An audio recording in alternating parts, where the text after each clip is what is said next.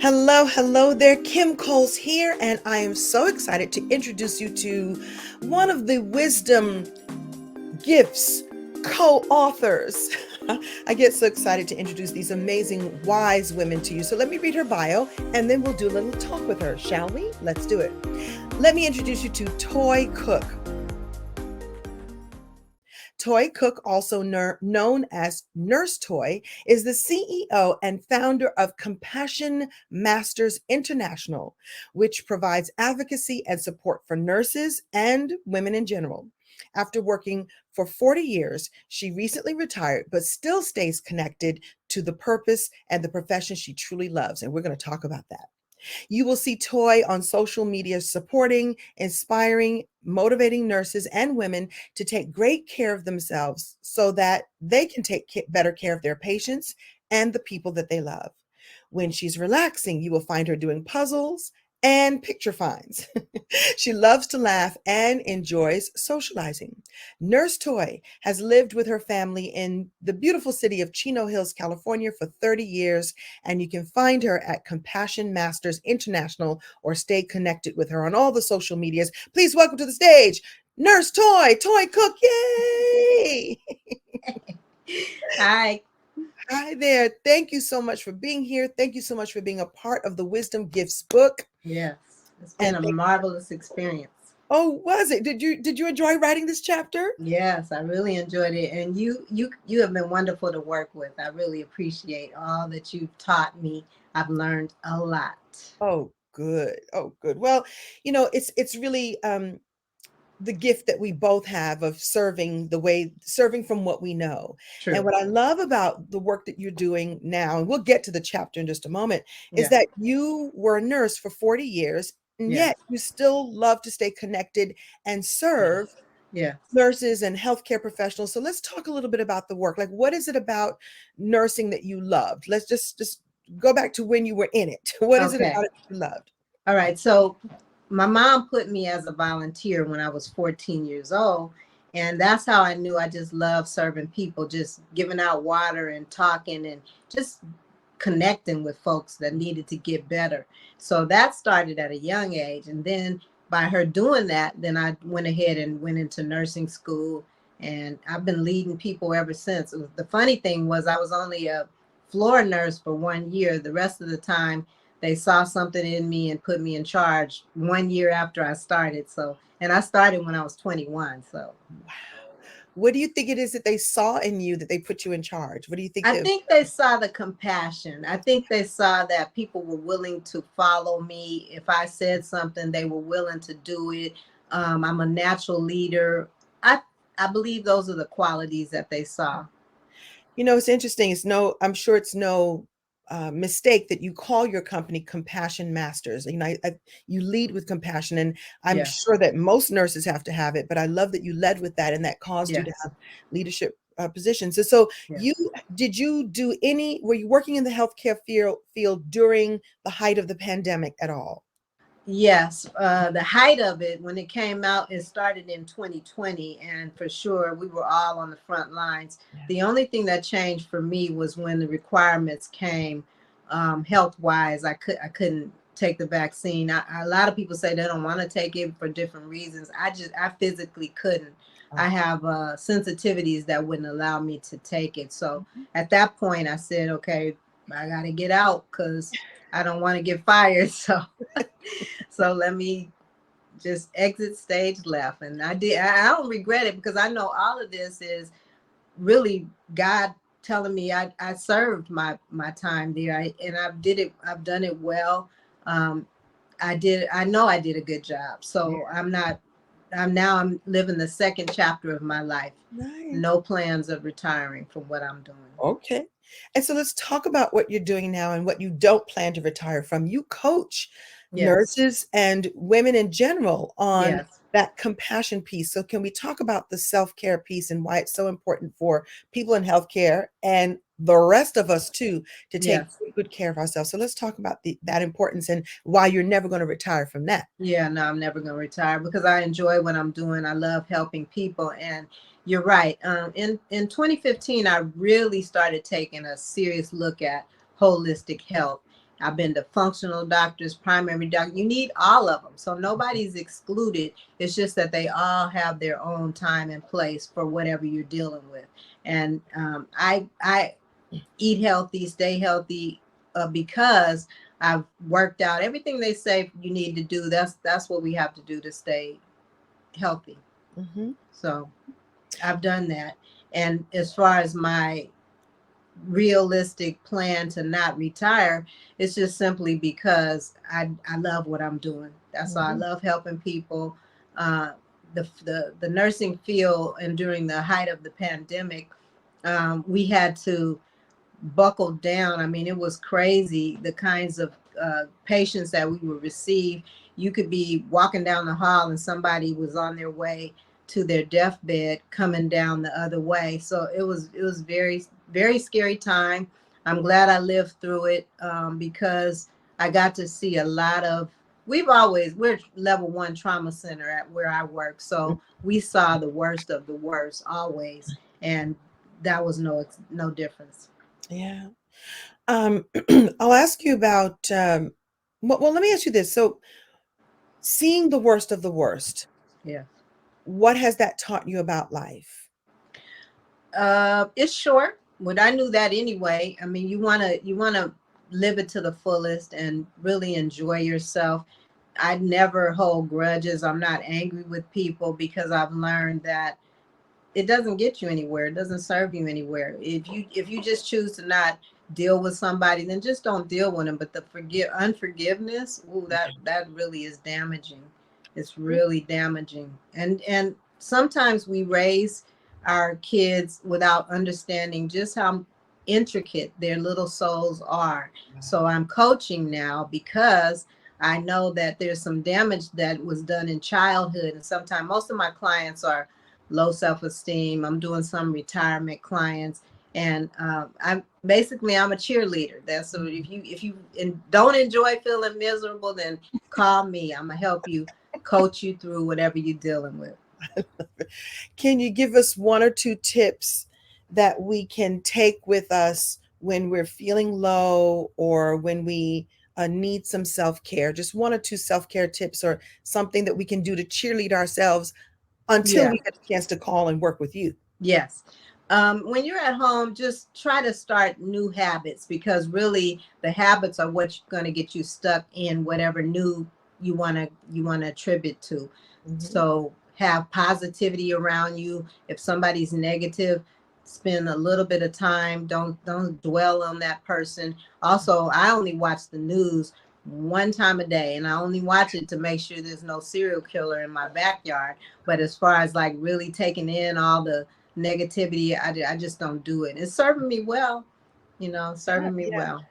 Same here. I can't take in too much of that, Yes. or else I won't be able to do my work. And I know there's some Yes. people who watch it 24 hours a day. So I love this idea of limiting Yes. the habit of taking all of that in so that you can remain positive and joyful Yes. and take good care. Absolutely. All right. Well, thank you. And I'm glad that you're doing this coaching. And, so often people think of retiring and leaving something far Yeah. behind. Like I said from the beginning, I love that you're taking what you've already known, you're taking that expertise and you're Yes. applying it in fresh new ways and Yes. and getting a chance to be a healer in different kinds of ways. So good for Yes. you. Good for you. Thank you. Good. I've Well, been coaching the nurses my whole career. So pretty much all I'm doing now is I'm getting my certification right now to life coach, even though I have a master's degree and all the other frilly stuff. But I want to make sure I'm serving the public the way they should be served. So I'm good. taking that extra step as well. Oh, I love it. Thank you. And so from someone who has loved nurses over the years, listen, I love nurses because they're sometimes they know more than the doctors. It's true. That's true. That's a true statement, I will say. But More we know concerning how to how to stay in talk our to nurses. place. We stay in our place. Right. Well, and I shouldn't say, because I don't want to diss any of the doctors, but No. there's you know, doctors are moving along and moving to the next one, moving to the next one. It's often the nurses that are holding the whole space the That's entire very true. time until it's Yeah. time to move on to the next and the Yeah. next and the next. And And so, knowledge wise, no, we don't have more knowledge, but with the patient care and what the patients are there for, and that connection is different than a doctor. They pop in, pop out. The nurses there the whole shift. especially in those kinds of settings, right? Yes, yes. I've had really good doctors in my life. I choose well. I actually, and That's good. let's talk about that as a health care professional. What Yes. would you say to us about uh, choosing the right health team? Because you mentioned the Mhm. holistic approach, and I think it's a Yes. really good idea to have a little bit of everything. So, what could you Yes. say to us about that? And then we'll jump into the chapter. Okay. So what I'd say about that is that I always encourage people to be their own advocate, because too many times we go in and want the doctors to fix us. I have this ache, this pain, and you want them to fix you, but they don't know you. They don't really know what's going on. So you have to be your own advocate. You have to say, we're a partner. And that's what you really are with your doctor. You're a partner. You're not going in there and telling them to fix you. You have to also know what's going on with you. When did this start? And then also a lot of connection as to what we're putting in our body, a lot of it, foods. And I just have a story myself that I'll share with the audience at another time, but it all boiled down to what I was putting in my body. Well, you've got a few minutes. Go ahead and share now. Okay, so salicylates is a big word, but really what it boils down to is aspirin, any kind of aspirin products. So I had started feeling off with just eating broccoli. So I researched broccoli, and broccoli has salicylates. Then that's when I realized I was doing damage even with foods we consider Mm, healthy. mm, So I had to learn. I really am down to only eating meat and cabbage right now, but I'm grateful because I feel much better. So I'm going to be detoxing off the other foods for probably 3 to 6 months. It takes a mhm, while. mhm, And I've been eating like this crazy my whole life. That's why I was saying to you, certain things in the vaccine just aren't for me. mhm. God created me in a very unique way. I'm very sensitive.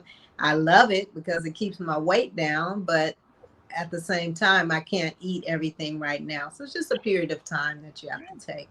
So knowing yourself and Yes, advocating for yourself and yes, forming partnership with you and yes, your doctors. I like. yes, Thank you, yes. thank you. I wish you well on that journey.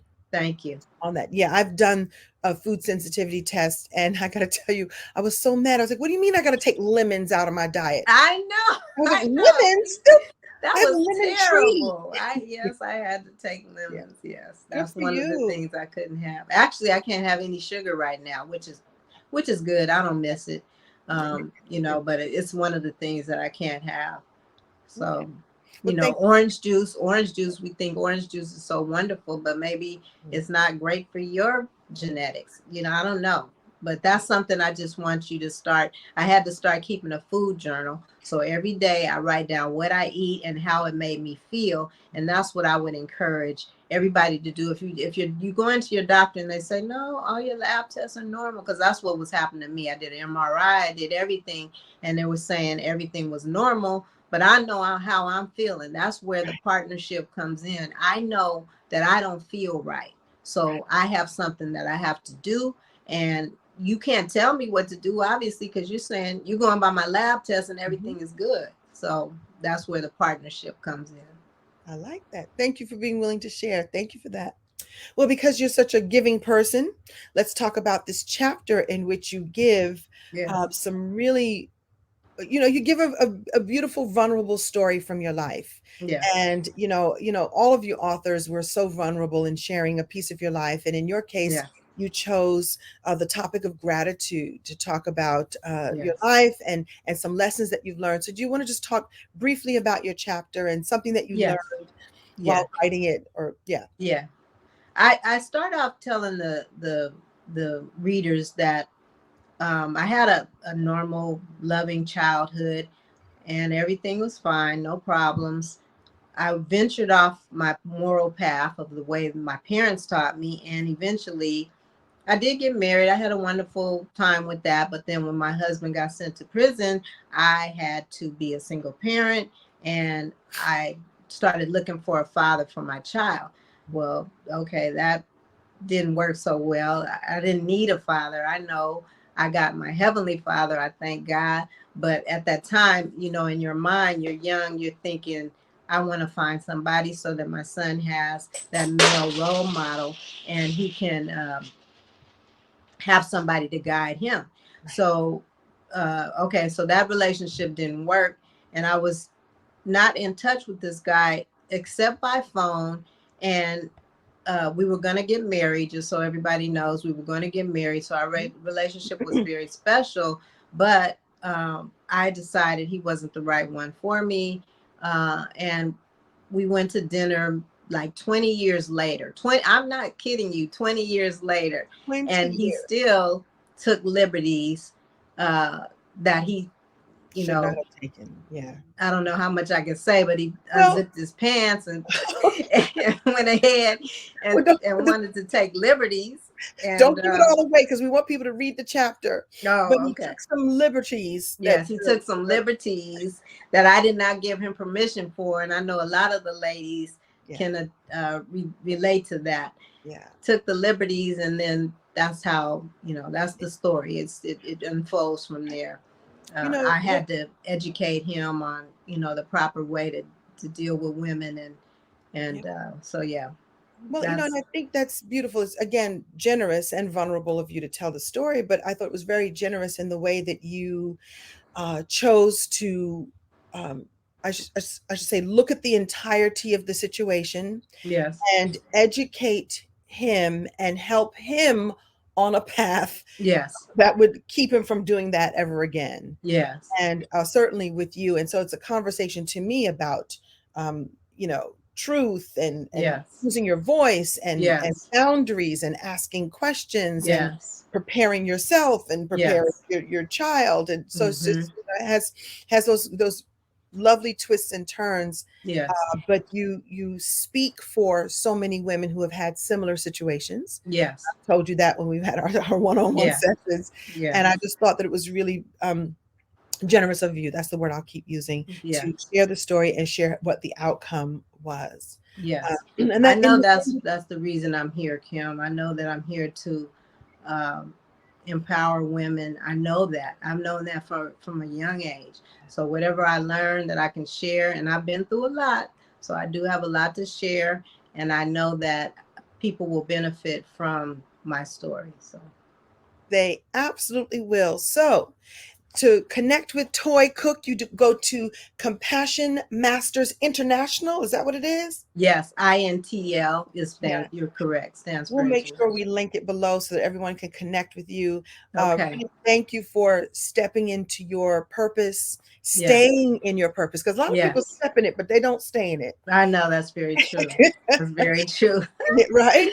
And Yes. you've done that. And I know that there's so much more for you to do, and so many more. Again, we know that for your 40 years of the work that you've done, and thank you for your service. You healed so many people, you led so Yes. many people. I can't wait to see the next generation of Yes. nurses and women who will be served and helped and healed by Toye Yes. Cook. Thank you. Thank you. Thank you. That's a wrap, everybody. Oh.